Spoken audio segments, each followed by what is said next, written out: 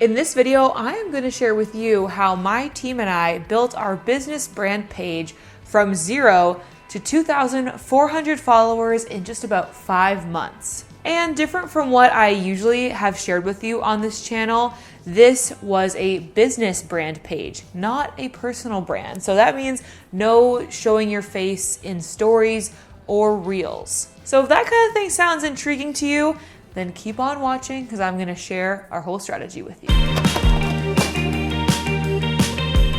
Hello and welcome or welcome back. I'm Katie and I'm obsessed with social media strategy, traveling, and Outlander. Everyone say hello, Katie. I'm really excited to share this video with you all because honestly, I'm really proud of the growth that my Creatorly Media page has seen on Instagram. So if you're not familiar, in addition to this YouTube channel, I also own a social media and content creation agency that's called Creatorly Media. And just this last summer, I started to create different marketing efforts for the agency on its own, aside from just my own personal pages. So we have an Instagram for Creatorly Media, and of course we also have my podcast, which is the Creator Club podcast. Anyway, I'm really excited about this video because our Instagram page has actually seen a ton of growth. When I first launched the page back in June, I announced it on my personal profile, which I will admit, gave us a spike of about 700 or 800 followers in the first 2 weeks.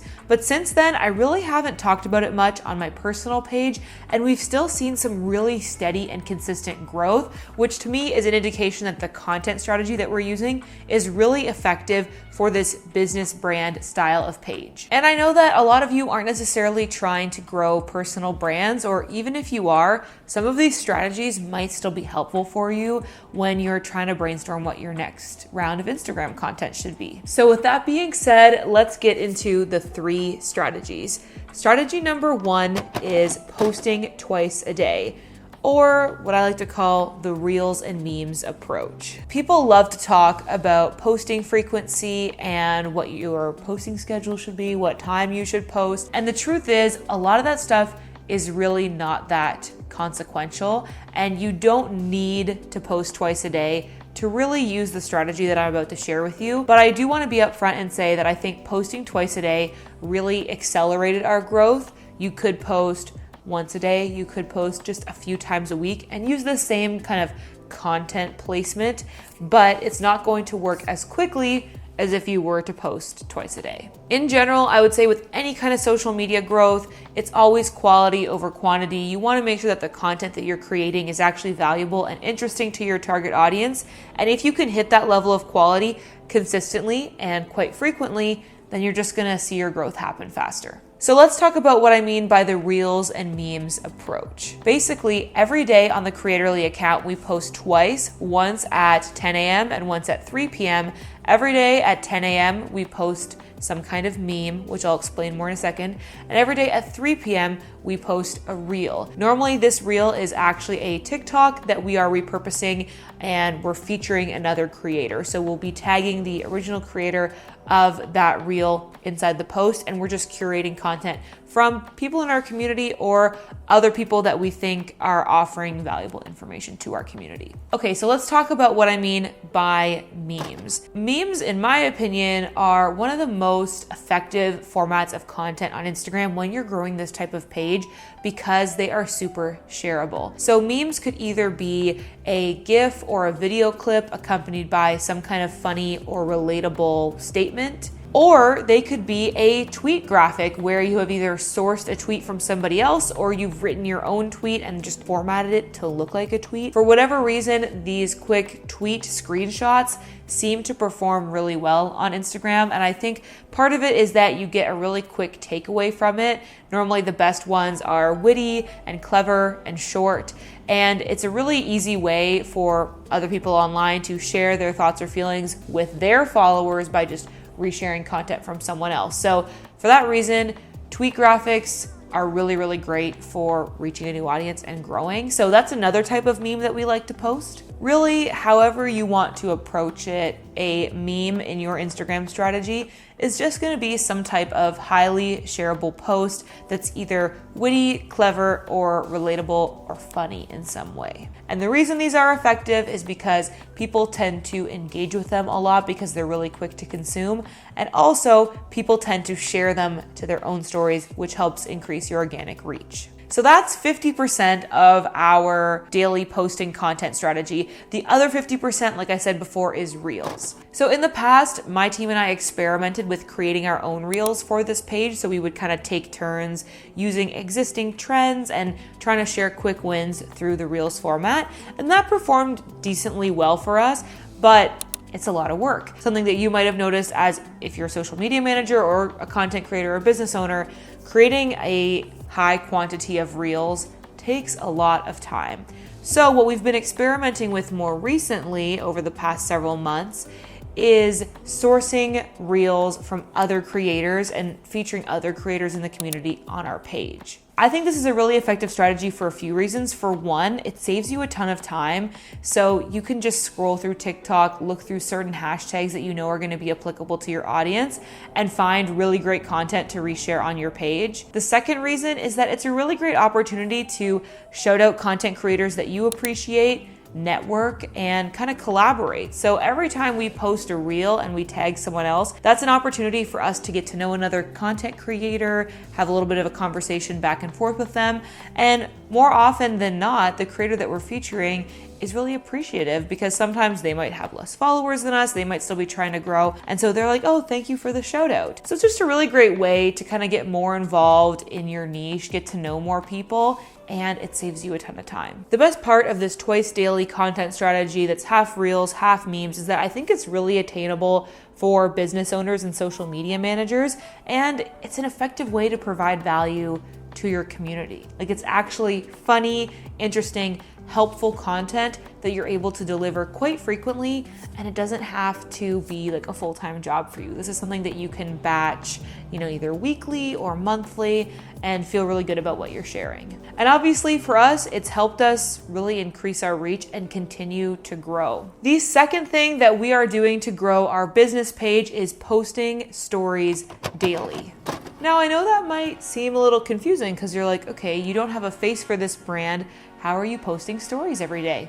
And you're right, I'm not picking up my phone and talking to the camera or taking selfies for this account on a daily basis. Now, that's something that we considered. I do think business brands can have a face associated with them, and if you feel up to it, you can create stories for your business account. But the reason why we didn't do it is because for me, I've already got my personal account going, and it felt really overwhelming to think that I'd have to post stories on 2 different places every day. And the other folks on the team that contribute to the page, they also have their own profiles. Like, almost everybody that works at Creatorly is also a content creator in their own right. So they've got their own stories they're trying to post. And so it just gets overwhelming to try to balance the two. So the direction that we decided to go in instead was creating more pre-prepared, curated, high-value stories that we can share on a daily basis with our audience. So what does this look like? This is basically what I think of as the carousel strategy for stories. So if you think about the kind of thing that you might put into a feed carousel, just literally change the aspect ratio on your Canva file to 9:16 and then share it as a story. So it's packed with value, lots of stuff to read, maybe some interesting graphics or GIFs sprinkled in there as well. People can tap through and take it in. I found more and more over the past year or so, people are leaning into more text-based content on stories. I think there's still lots of people that film videos talking to their phone and add captions, and I think that can be really great too. But I personally find myself consuming stories by, even if it's a 15-second video, I'll tap and hold and read the text, and then I'll skip on to the next one and just read the text because it's a quicker way to consume that content. So all that being said, I think people are getting more and more used to reading a lot of text on stories. People understand the whole tap and hold and skip thing. And so creating these kind of carousel style stories can be a really effective way to deliver value to your community without having to talk to a camera or take a photo. There's a lot of different things you can do with this. We like to do a podcast recap. So we take our weekly podcast episode, take out a few of the main points, summarize them, and put that in the form of story graphics. Sometimes we do a Q&A. So if people from the audience submit questions about anything around social media marketing, content creation, then we'll write out a few slides answering the question in a kind of thoughtful, more in-depth way. So those are just 2 ideas that you can start with. Basically anything that you could put into a feed carousel, you can repackage that into a story carousel. That's how you can stay consistent on stories, even as a business page. The third thing that we are doing to continually grow the Creatorly Media page is consistent engagement. Now, while I'll say we don't really go out and do a lot of what I would consider external engagement, so reaching out to people from other pages, hashtags, location tags, whatever, to try to get them interested in the page, we do a lot of what I would consider internal engagement, so more so community management. We're replying to every single comment. We're always in the DMs responding to messages. And I think that has really helped us keep our audience that we do have engaged and just help the page continue growing through word of mouth, through our engaged audience wanting to actually share the content that I was talking about before. So I think even if you're not able to spend a lot of time reaching out and trying to find new people to follow your page, it's really important that you spend some time engaging with the people that have taken time out of their day to reply to your posts, to leave comments, to send messages. So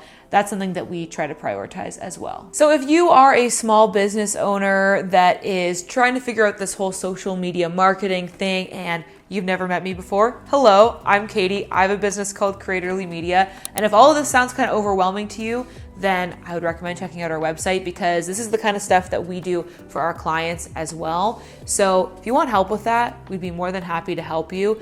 But if you're thinking about DIYing this, then I hope that this video was helpful for you to figure out some of the strategies that you can put in place to start to see more growth on your Instagram business page. Let me know in the comments if you have any questions at all about the strategies that I shared in this video. And I'd also be really curious to hear from you. Are you growing a personal brand on Instagram or on any platform? Or are you trying to grow a business brand, like one where you don't show your face? I'd be really curious to know how the audience is split on that. Like if people are more interested in personal brand or business brand content, because that'll help me know what videos to make in the future. And as always, I hope that you are having adventures and following your dreams, and I'll see you in the next video. Bye.